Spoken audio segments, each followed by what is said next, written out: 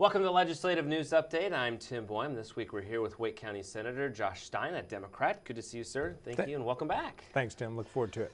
We've had some significant weather this session. This is a slow start compared to previous years, huh? This is my fourth term, and this is far and away the slowest uptake we've ever had.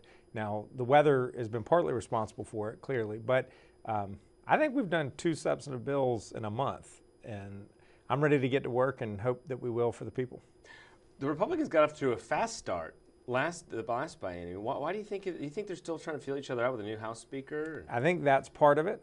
Frankly, I think Tillis was part of it. Tillis was really into saying we're going to be out of here by X date, and then we would miss it by a month or something. But he was a very schedule-driven person.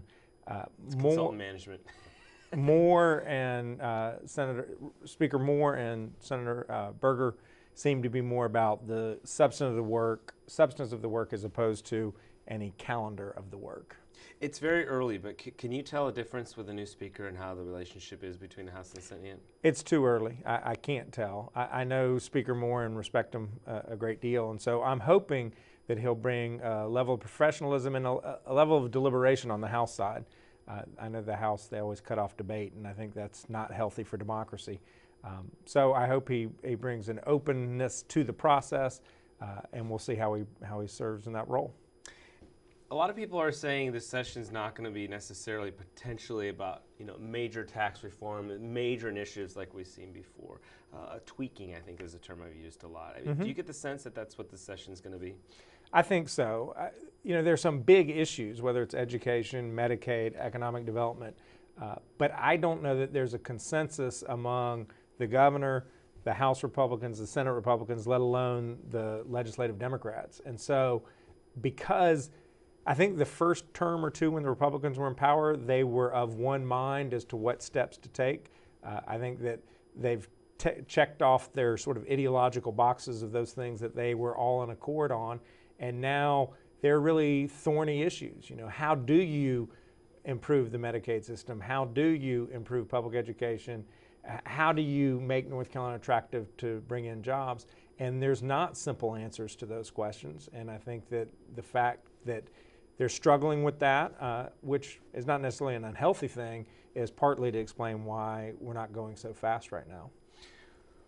Now that we are a couple terms into Republican leadership, how do you see yourself as a Democrat fitting into that? Has it changed as we've gone through the years here? Not really. It's pretty shut. The Republicans pretty much shut the Democrats out of the process, I'll be honest with you. I will commend Senator Berger and Senator Apodaca for this. They do allow us, when issues come to the floor, to have full opportunity to debate. We are not cut off when it comes to debating the issues, and that is a positive thing, and I commend them for that. Everything up until that point, however, there's very little deliberation across the aisle. Whether it's what issues to talk about or how to approach issues, the idea that they would invite us in and say, what are some of your ideas on this issue of Medicaid, or what are some of your ideas on economic development or tax policy or education policy? It just doesn't happen, and it's unfortunate. And look, I know Democrats, when they were in power, they ran things and ran the agenda, but I can remember very distinctly, it was my first term when Democrats were in power, one of the big issues we had was ethics reform. And we sat down, there were about 5 or 6 Democratic senators, and this was at Senator Bass Knight's directive, engage Senator Berger, engage his lieutenants, and work on this issue and come up with something together. And we came up with a bipartisan ethics reform package. And that just hasn't happened. And it is frustrating as somebody who believes I don't have all the right answers, but I also believe they don't have all the right answers. And where we can get the best result is when we sit down and hash things out.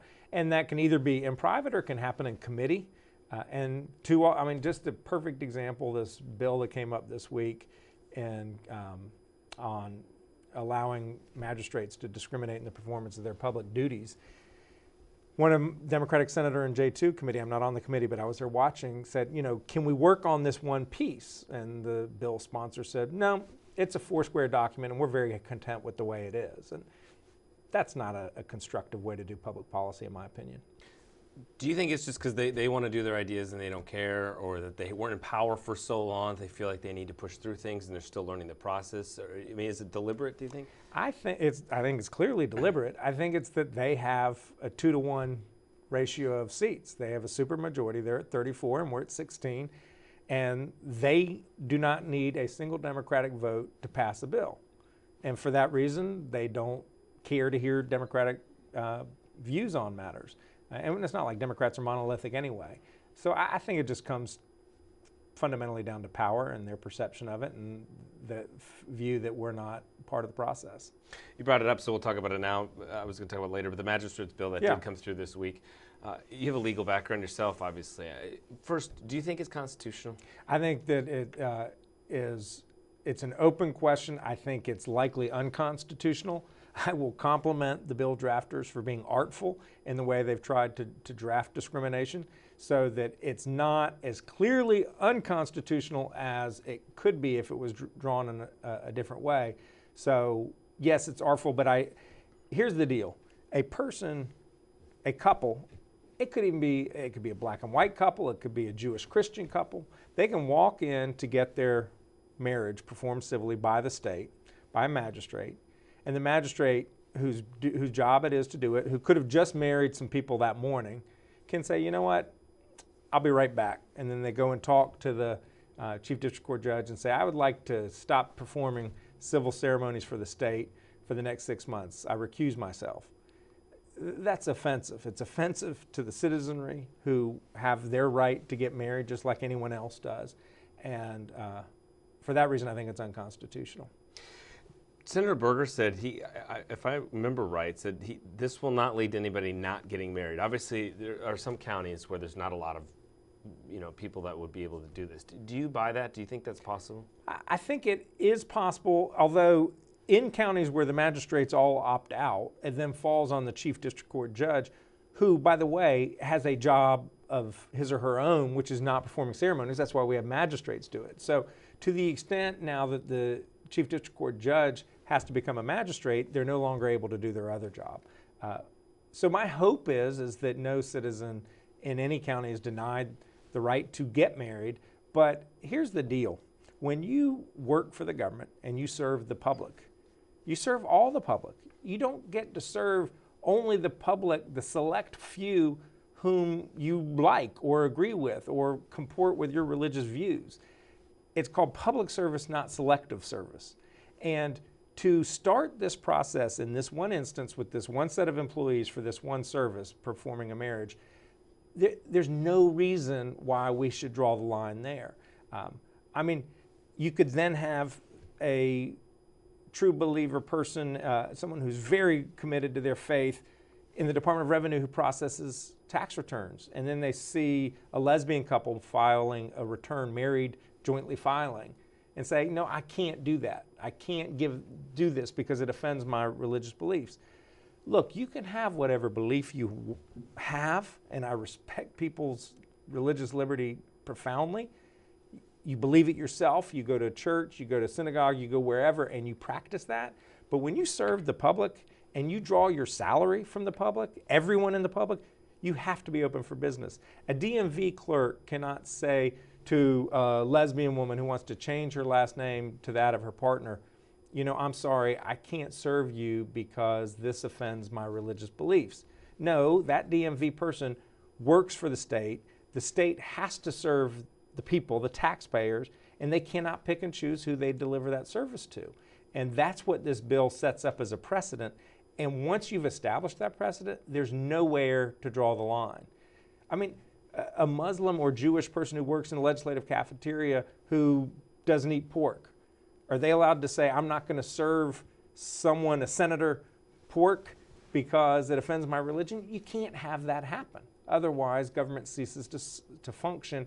And then it starts to get out where citizens start to feel that the state is judging them, and there's no place for that.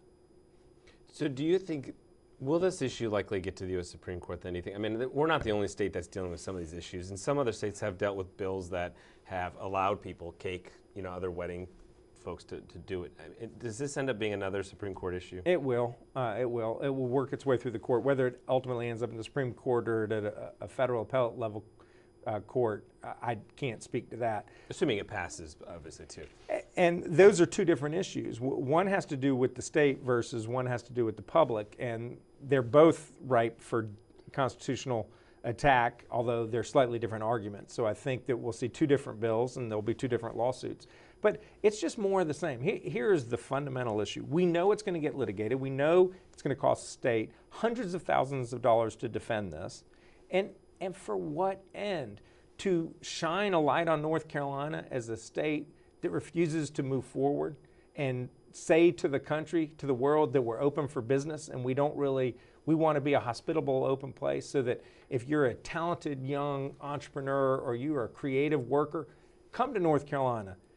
That's not the signal this sends. This sends a signal that we can't let go of yesterday's fights, that we will continue to fight the social wars forever and bring these issues back to the fore when the state, frankly, I think in large measure had moved on. There was just a poll that came out that said 70% of people in North Carolina, after gay marriage was legalized, said it's had no effect on my life whatsoever. And that includes a majority of Republicans. Let's let these social divisions heal. Let's not rip the scabs off and create these tensions and divisions. And let's not say to the world, we want to fight the old fights. Let's say to the world, we're a forward-looking state that wants to move forward. Of course, another debate will erupt at the Supreme Court this summer when they take up the issue, although the arguments to be in spring. But there's no really easy way to transition away from that, so let's just go away from it for a minute. Fair enough. The gas tax issue is something you guys have already taken up. We did. That was a very difficult vote for me because it was an omnibus bill. The bill had to do with a whole host of changes to the tax code, including making some modifications to the gas tax. There were pieces to the bill that I liked. There were pieces of the bill I didn't like. But at the end of the day, when it comes to vote and you have 5 seconds to vote, you have to vote yes or no. You don't get to pick and choose which parts of the bills there is. So I voted for that bill, and the primary reason I voted for that bill is because our state infrastructure is lagging, and the state's investment in infrastructure is lagging. It's getting less and less every year. And what this bill does is it sets a floor that says, okay, we're going to lower the gas tax and allow it to fall, but at a certain point we're just going to set a floor to ensure that it doesn't keep falling and we keep falling further and further behind. Our roads, our bridges, our ports, our airports, they'll fall further and further behind, making North Carolina less economically competitive. That was too high a price for me to pay, so I voted for the bill for that reason. Now, it had provisions in there that make it taxable event for North Carolina homeowners who get mortgage principal relief from their lender. It's a terrible policy and really unfair to working class folks. It had a provision that didn't allow matching the deductibility of tuition expenses for middle class families. Another terrible and short-sighted provision. It had really a unproductive provision that required the Department of Transportation to fire 500 people, even though those services may be needed as more infrastructure work gets done. So there were many provisions I didn't like, but at the end of the day, what tipped the scale for me was for North Carolina to be competitive, we have to have solid infrastructure, we have to have a talented education workforce, and we have to have a quality of life that says North Carolina is open to everyone. Now, we'll take a step forward on infrastructure on this bill, and then the next week we take a step back by signaling to American businesses and entrepreneurs that we're wanting to rehash the social wars of the past. So it's been a slow start. We've had a couple big bills. One of them I thought in the main did right. The other one took us way off course. The House is likely, from what I'm hearing, going to put a cap on the gas tax again as part of their, I mean, do you think there's any appetite for that in the Senate? We'll see. That will be a negotiated point, and I wasn't sure that the House would pass this bill in its current form when the Senate did. It was just I felt I had a duty for the future of the state to ensure that we had adequate infrastructure. Part of the process of negotiations, no doubt about that. All right, we're going to take a short break, but stick with us. Much more with Senator Josh Stein here in the Legislative News Update in just a moment.